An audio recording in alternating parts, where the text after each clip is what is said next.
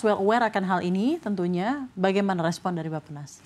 Ya, tentu saja kami kalau secara tugas dan fungsi kembali lagi di aspek perencanaan pembangunan kita melihat lagi gitu ya. Memang jangka panjang kita sudah mengeluarkan Undang-Undang 59 tahun 2024 tentang rencana pembangunan jangka panjang kita ini dalam arti Indonesia ya.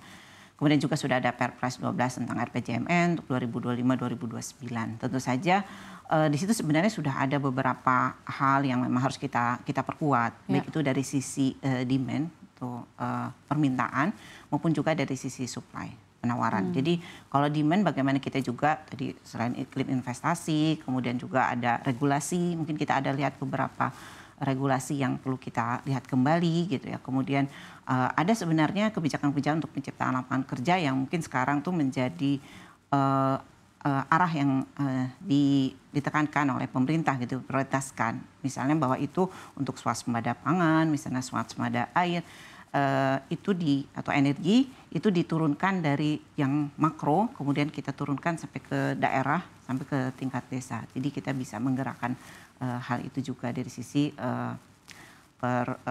permintaan ya, demand. Kemudian dari sisi penawaran tentu saja kita juga ingin meningkatkan kompetensi, jadi keahlian dari para pekerja ini, dan ini masih ada PR juga karena tenaga kerja banyak juga yang pendidikannya masih SMP ke bawah. Jadi inilah yang perlu kita juga optimalkan berbagai pihak ini untuk berkolaborasi bersama. Ya. Apakah Bappenas memprediksi tren dari PHK ini akan berlanjut dalam beberapa waktu ke depan, Ibu?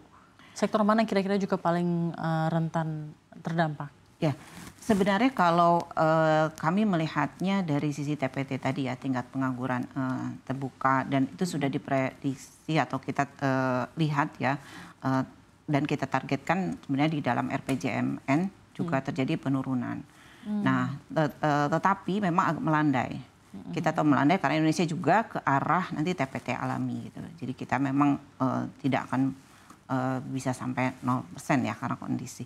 Nah, ini yang kita lihat apakah masih di dalam rentang yang sudah kita targetkan di dalam RPJMN tersebut gitu.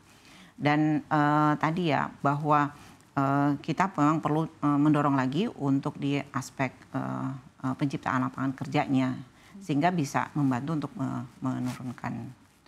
Nah, memang di RPJM-nya sendiri nanti penyesuaian untuk sesuai kondisi ini dilakukan di dalam rencana kerja pemerintah yang tahunan. Penyesuaiannya mungkin bisa disampaikan Bu, kisi-kisinya apa saja mungkin dari segi numbers-nya atau penyesuaian dari segi tujuan secara kualitatif seperti apa? Kalau penyesuaian mungkin kita kan itu dalam rentang. Jadi ada yang kita katakan si moderat atau juga yang optimis. Jadi rentang ini kita bisa sesuaikan untuk sisi moderatnya, tapi tidak sampai kemudian keluar dari rentang tersebut. Nah itu yang mungkin bisa kita lakukan untuk jangka dalam waktu dekat ini. Oke, baik. Dan bagaimana juga Anda melihat secara keseluruhan kemarin baru saja dilaporkan bahwa pertumbuhan ekonomi Indonesia di 4,87% ya Bu ya. Tapi lagi-lagi memang ada faktor dari global juga yang memang sedang banyak kemelut dan banyak dinamika. Tapi apakah dengan pertumbuhan ekonomi kita di 4,87% dan ini bisa dikatakan kalau secara numbers ini yang terendah Bu dalam beberapa kuartal terakhir karena selalu menyentuh 5 sebelumnya.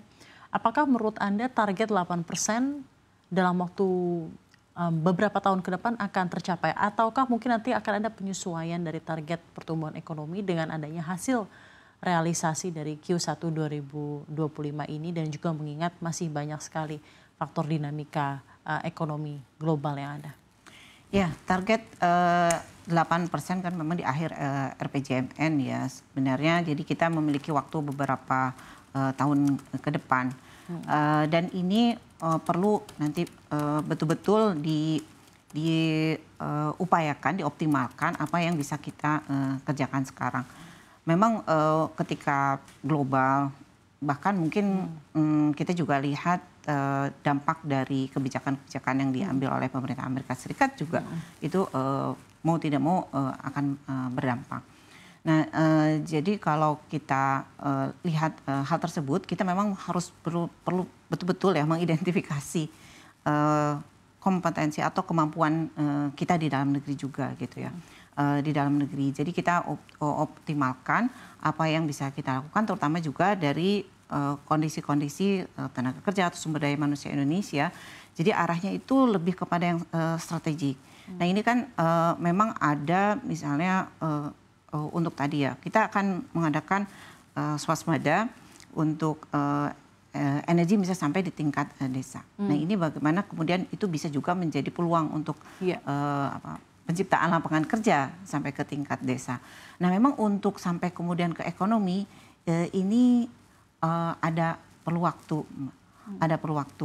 Nah untuk ini kemarin baru dilakukan ya memang untuk RKP 2026 kita sedang dalam proses juga untuk melihat bagaimana kita betul-betul memastikan atau mungkin juga ya menetapkan targetnya itu sesuai dengan kondisi yang ada.